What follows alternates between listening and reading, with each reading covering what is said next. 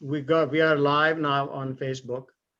I'm very excited to have Dr. Roger Jahnke with me, and also Maulik, who is a COLCI Executive Director. And we have a couple of guests today here, Deanne Hudson and also John and Gail Petit. You may turn on your video on. And so we'll kick off the meeting with one of the things that was on our mind last time was, and that Raja mentioned that, was that the system, as the COL system is designed, it's really designed in a wonderful manner that one cannot fail. In fact, the word that was used was fail safe.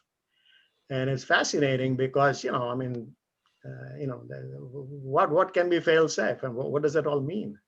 So I'm going to turn over to Roger for a few comments, and then we'll see if I'm going to go back and see if Facebook people that are there, some people, while you guys interact on the Zoom as well. Okay, so Roger, over to you. Thank you, Kalind. And yes, how much do we love the words impossible to fail? We use the short term fail safe. And so it's just like, what happens to a human being? What happens to your nervous system when you realize you're in a setting where you can't fail? It kind of feels like maybe you're at your grandma's house, or and there's the smell of apple pie, and and it's a beautiful day, and you just can't do anything wrong. And what happens when people are in that space, in that mood of feeling like there's nothing that they can do wrong, then they become courageous. Maybe not stupid, or maybe even stupid. How cool is it to just throw yourself into something knowing that you can't fail? And so another example would be, how did you learn to ride a bike? Well, you fell off a bunch of times. Was that failing, or was that actually learning to ride a bike? You were an ice skater, or you wanted to be an ice skater. How many times did you fall down? Is that called failing, or is that called learning to be an ice skater? So the key we're getting at here is that there's an inherent power in the Circle of Life coaching system that the coach can take on, but is even better, it's woven into the system. So in other words, the coach doesn't have to remember that it's a fail-safe system, because it is inherently a fail-safe system. And so the coach doesn't have to wave and shout and beat the drum of the fact that it's a fail-safe system, because it just shows up as a fail-safe system. How did that work? Well, let's say you have an intention, which then you set as a goal, and because of not having enough information or not enough experience, you set the goal too high. So then when you get back with your group or with your coach, you have to say, I could not fulfill my goal. Well, a lot of times for people, they have an inherent default of shame and blame, self-blame and self-judgment, if they set a goal and then don't fill it. Whereas what the coach does in the Circle of Life system is, when the person says, I can't fulfill my goal, I couldn't fulfill my goal, I set my goal too high, or I set the wrong goal completely, then the coach just says, well, fantastic, now you have more information, and how would you like to set your goal this time? And one of the things that a coach can do is say, instead of trying to do this much, why don't you try to do like this much? And a great example is when people are trying to quit smoking, they say, I'm going to quit smoking, and they stop for a couple of hours. But what they really want is, they want to stop forever, or at least they're exploring the idea of stopping smoking forever. Well, how do you go from being a smoker to stopping smoking forever in one step? It just doesn't work. That's why the Circle of Life has what's called action steps And those action steps can be tiny.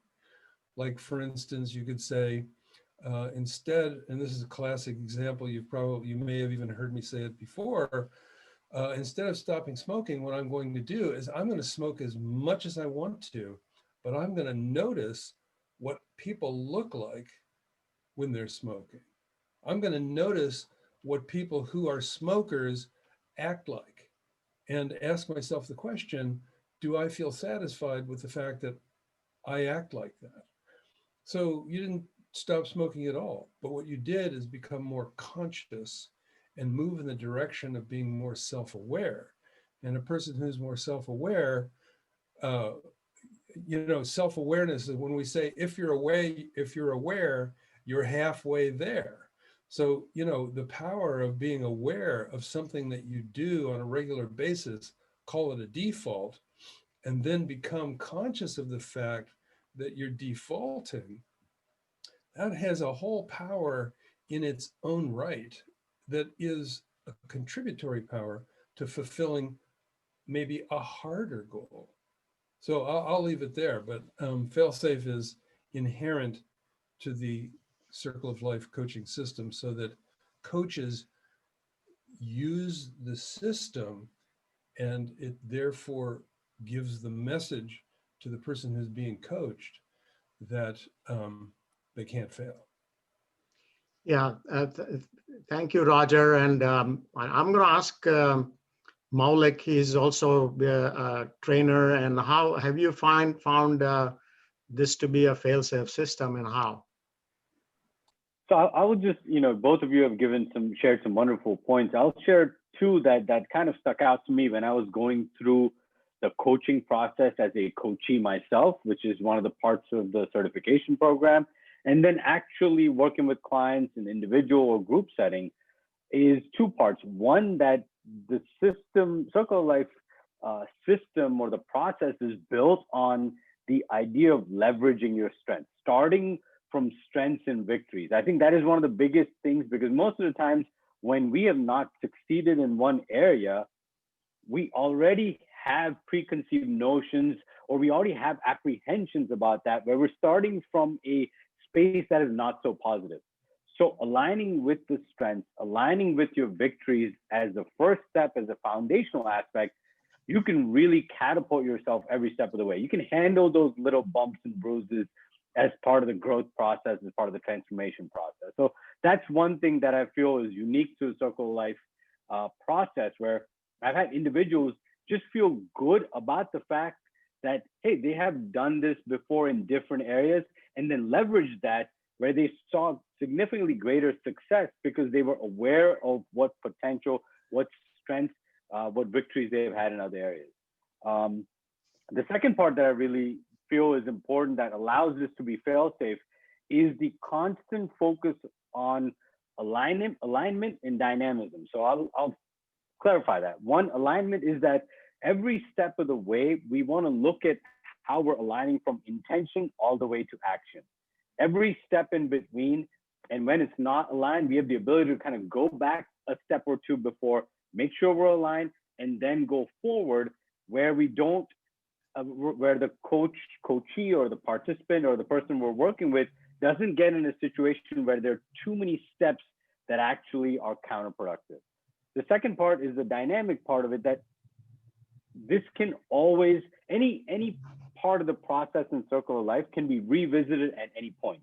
There is not a singular static approach to every step. So if I'm working on an area, focus area, and I'm working on it, I'm seeing some success, and I suddenly see a stagnation, I have the ability to always go back and change my alignment, change and review the steps that I've taken, whether it's whether I'm ready for the change, whether it is whether my goals are too lofty or not. I have the ability to change it at any time without any negative repercussion and continue to move forward. So those are a couple of points that I feel make it a fail-safe system in my view. That's really awesome. So we started with awareness, then we said small actionable steps. Then you should focus on strength and victories and how the strengths are, how we move them forward, and the constant alignment of the entire process. which was something that was very nicely pointed out by you, Maulik. And then that intention to action, and then also be able to revisit and see how things are happening. And I'm going to add one more before I ask for some experience feedback from some of the people on the call here. One more thing I will going to add, which is in most of the coaching courses, or none of the coaching courses really deal with readiness for change, or change for readiness. In other words, are you ready to change in this area? What is your readiness in terms of getting all the factors together? If it's going to be support, it's going to be, motivation, whatever that is, or the benefit, comparing all that. That tool is the only tool exists only in Circle of Life. Nobody else prepares people in that fashion so that you can revisit. So I just wanted to point that out from one angle. And of course, we'll talk more about it, energy based and all that. But I'm gonna ask Deanne here. Deanne, I just want to congratulate Deanne. She got certified as a Circle of Life coach, and welcome aboard, Deanne. And just share with us your experience.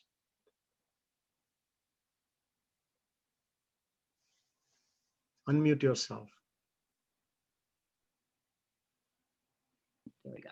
Yeah, an experience that I had with a client today, and I'm discovering with all my clients actually, is that aspect of the Circle of Life that is play.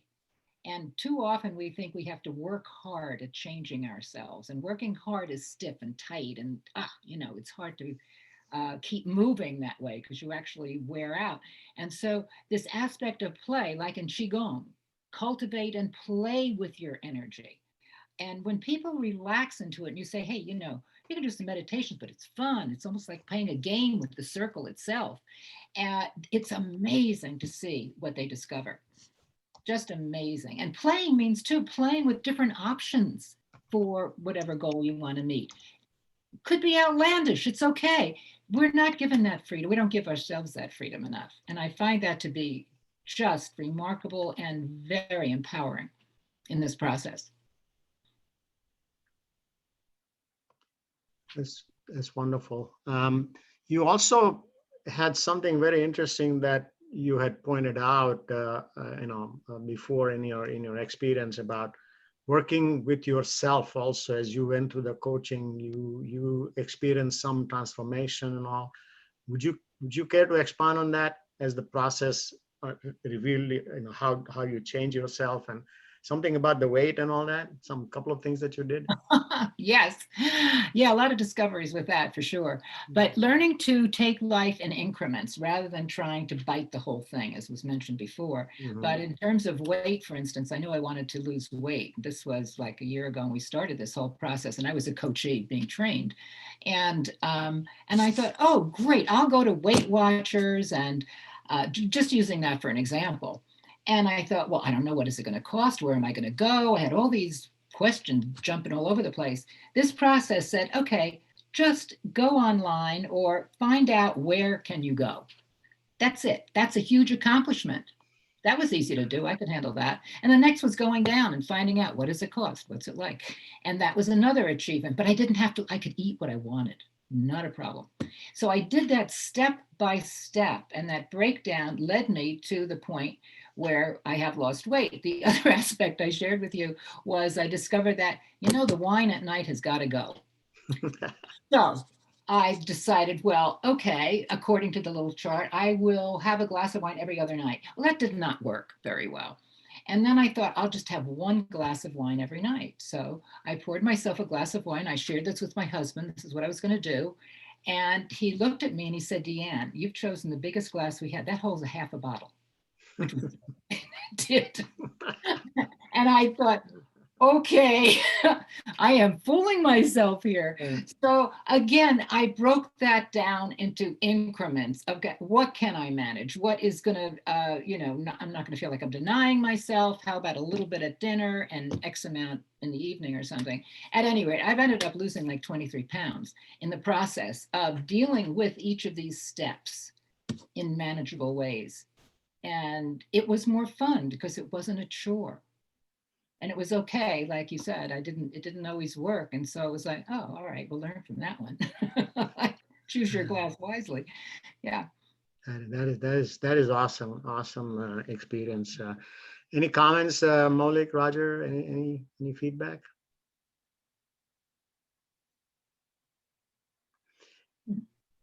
Well, if not, I have a few people on Facebook here. Anthony Monteith from Ireland. Hey, Anthony. Anthony's here. Then Sheila Olson Hi, Sheila. and Meena Gula. Last time you met Meena, Roger. Hi, Meena. Is that short for Meenakshi? Yes. You I are was very perceptive. Yes. Yeah. So if any one of you on the Facebook, if you have any questions or comments, please do write them, and we'll continue. In the meanwhile, we'll continue forward with the discussion here. We have other guests here on Zoom, John and Gail Petit from Florida. So welcome, John and Gail. And if you have any questions for Roger or any one of us about Circle of Life or anything that you're interested in, just go ahead and, yeah. I think the discussion's very interesting. And as I'm listening to the small steps, I'm thinking about diet changes for a healthier lifestyle. Yeah. And I know one person that I read said, you got to jump in and do the whole thing to see changes, but small steps are easier. Yeah. And I'm just interested in hearing more about Circle of Life. Okay. Well, Well, before I go to the Circle of Life itself, I have one question for Deanne here, because, I happen to have read her, reports, and I was so impressed with it that I just want to ask her one question about the spiritual aspect of it, because I read in your report that you really dealt with your son's passing. And it's not easy to think about all that. And you mentioned that Circle of Life, somehow it helped. And I'm sort of curious if you can walk us through exactly what the experience was. It's one of the toughest things that anybody can experience. Yeah. And what I found, I didn't realize until afterwards. He died of liver cancer, and he was at home, and it went very fast. And he's in New Jersey. So I went out there, and I didn't have any preconceived ideas. And this is something I've learned about being open to possibilities. And what happened in the process of his leaving was that innately I kind of knew what to do each step of the way. So even though I was his mother, and even though I have background in nursing and I've worked in the field of death and dying for a long time, a dynamic took place that enabled me to flow through the whole situation. In other words, at one point it became very clear that his wife was resisting hospice, and yet I could see hospice was necessary. Normally I come across like a ton of bricks. I found myself saying, let's think about this. And I kind of used a little coaching thing with her about, what do you think your options are? Could we try it? Anyway, I got somebody in on hospice. We had to move him. He was pretty heavy, and from a bed to a hospital bed. I got that ordered, and called in the paramedics whom he knew, and they came over and moved him over. This all happened on a Monday. I arrived on a Sunday. This happened on Monday. He was not too cognizant at that point. And then things just became clearer. It was like I just knew. I trusted my intuition. And I mean, to me, that's spiritual stuff. It wasn't like I go, dear God, please tell me what to do, because that's stiff. Whereas this is more of a flow. This is where the Qigong and the Tai Chi come in. It was more thinking that way. And I thought, oh, okay. I had well, let me just, I can't go into all the details. They were just, it was amazing. But a woman I know who was a sister and Catholic, and my son was Catholic, I'm not. She came over, she lives nearby. She came over, she brought communion. His 8-year-old son participated in it. They said the rosary together around his bed, even though he wasn't quite with it at all. It was remarkable. She anointed him. And my grandson, who's 7 years old, said, "Can you do that to me too, Sister Arlene?" She said, "Sure." And she did. Then that evening, I called my daughter, who was in New York City at a benefit thing with her husband. And I said, "You know, I have a feeling you should come by tonight." It was just a hunch. Again, allowing hunches to come in without trying to analyze, am I going to bother her? You know, am I going to interrupt their night? Blah, blah, blah. There wasn't a sense of urgency, but I just knew it was the right thing to do. And so I called. They were like 2.5 hours away. They had been drinking cocktails. They hired Uber and they came that night. That night, we sat around the bed on a commode, on a whatever, you know, and drank wine and laughed. And his wife was right next to him. I mean, it was just a wonderful, because I just, the 2 kids, my son and daughter, you know, and it was amazing. And then that night, I stayed up with him. And his wife was exhausted. She was sleeping on the bed next to him. And I just stayed up with him. And it was a feeling of truly passing. I could say, you know, it's okay. It's okay. You can let go, you know. And I just stayed with him like for hours until I couldn't stay awake anymore. And then I went to bed in the next room. And the following morning, my grandson came in, and my daughter-in-law said that was his first day of school. Meanwhile, my son wasn't responding at all, really. He wasn't comatose particularly. No, he wasn't, but he wasn't responding very much. And so she said, "Let me take your picture with your dad. This is your first day of school." And they always did that. So I have a picture of my grandson leaning on the bed rail, and there's my son lying there. And he had the slightest smile on his face. The last words he ever said were to his son. And he just said, "Goodbye, buddy." And off my grandson went to school. Scott died about 30 minutes later. And I mean, that was traumatic because it was real and final and that kind of thing. You know, we shared tears and all that. But the flow of it, and that continued to picking out a casket, to going to the picking out a grave. I mean, just everything. There were so many decisions to make, but it was not hard to do. It really wasn't. And that to me is being in touch with something not only greater than all of we are. That's not the right English, but anyway, but not greater, but a part of, intimate. And when we tap into that, anything is possible, but we need to trust it. And it took me a long time to get to that point of trusting it. And I think the circle of life process that says trust the moment. You only need to deal with the next step.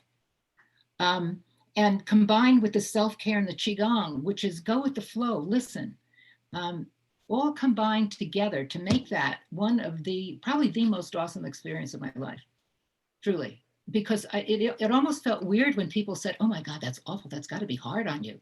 And I'm thinking, no, it wasn't. It wasn't. It was profoundly amazing. And, you know, I said, I was with him when he was born, obviously. And I told Scott this too, my son. And I said, you know, and in his language, I said, "And damn it, I'm going to be with you when you leave." Because he would understand that.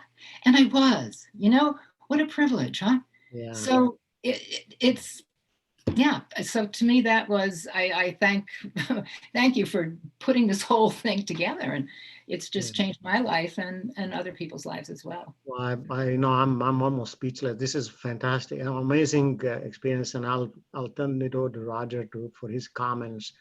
But you know, thank you for sharing all that. I almost like to feel like naming this a circle of life and afterlife, almost like that, or beyond life. So, Roger, what's your feedback on this to Deanne here? Well, I'm just, like you said, in a kind of state of reverence. And, you know, hearing that this process that I worked on developing with Rebecca, all those years ago, back in the 1980s. This is why we did it, to be able to.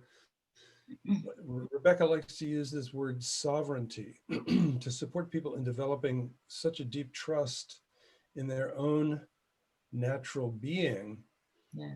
that they can navigate even the what many would call the worst experiences in their lives, and even end up as the process is unfolding and towards the end on reflection, even saying something like, that was supposed to be hard.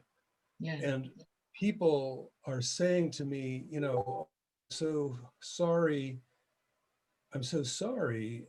And then you have this feeling like, well, it wasn't hard. Can I admit, Yeah. can I actually admit that?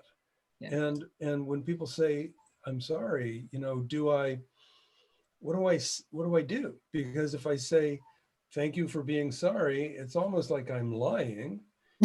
And the possibilities for, large numbers of humans to come to terms with what we say is, it's fruitless to argue with what's actually happening.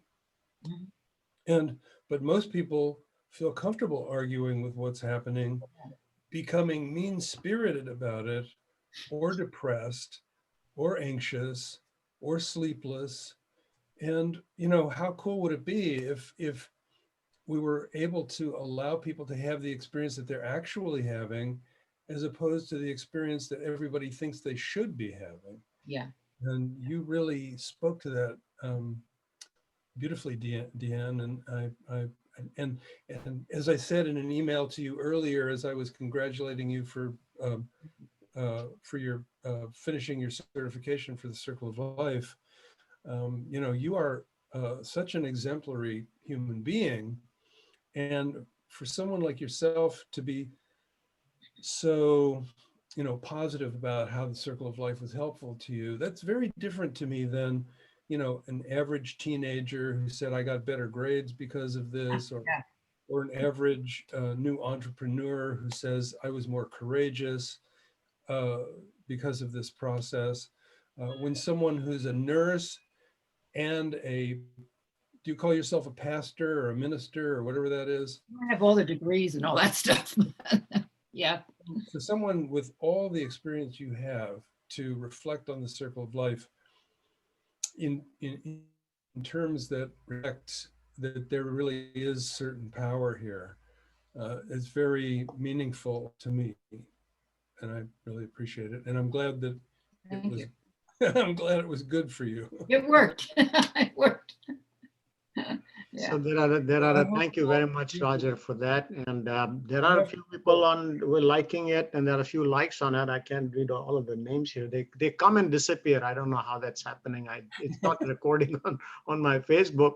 Just one Modi is one, and there are a couple of others who just into Sony. There is Wilson, Arabi Wilson looks like he's on there too, looks like. But, it just fleeting. It just I comes have and to goes. interrupt. I really need to depart. I hope you don't mind. I'm behind by a few minutes here, and I wish everybody blessing upon blessing. And I only wish I saw you more. And we come on solstice, holy days, New Year. I wish each of you just waves of blessing for all of that, and look forward to seeing you again live. I hope you can get on a plane and go to a retreat somewhere sometime soon. Thank you, Sometimes Roger. we And see each other more often this way than we would otherwise. So that's good too. we'll have one more coming up on Thursday. So thank you, Roger. I appreciate your presence, and it's wonderful to have you. Uh, you know, uh, just go a wonderful discussion here that happened. So it was great. Um, Maulik, do you have anything to share at this point? No, I just want to thank Deanne for sharing. I'm not going to try to even add to that, but I appreciate it, and it was it was wonderful when we were in the Circle of Life program and in that experience together, and just seeing you again in person is, even though it's virtually, is wonderful, and hope to do that more often. And thank you for sharing. Thank you for being candid. It was absolutely wonderful, and I truly appreciate it. Thank you. Yeah, and I really appreciate the fact that the power of Circle of Life was really brought out today by a number of angles and everything. And so for more details, like for example, John and Gail want to learn more details. How do they find more about it, Maulik? And we're going to have something on Thursday as well. So just if you can want to give them a little hint about that, if you want to. Yeah, so if you can share the timings for that, because you and Roger are present for that, and I can also share some details after that. Okay, so it's 2 p.m. Eastern Standard Time. That's on Thursday. 2:30? Thursday, 2 p.m. Eastern Standard Time. We'll have one more live session with Roger this week. And if you want to learn more details about that, Gail, I think I may have sent you a link, or I will send you a link to look up more details about it. And then if you have any questions, one of the things that's happening right now is the registrations are coming in and people are filling in. It's the phase one is mostly by yourself. There's a huge number of videos and multiple videos, excellent videos by Roger and Rebecca and Maulik, and I have also done some. But it's a self-guided, thing, and it's very good. And then we have phase two, which is the live training with the coach trainers, and that's what we'll be doing in end of January. I think that's the plan for now. So anyway, that all this you can catch up on it, and all those on Facebook also. Just thank you very much for being with us, and hope to see you again. And one thing I'll just add for those of you that just want to, even to be honest with you, it's just a wonderful experience in terms of experiencing Circle of Life and some of the components.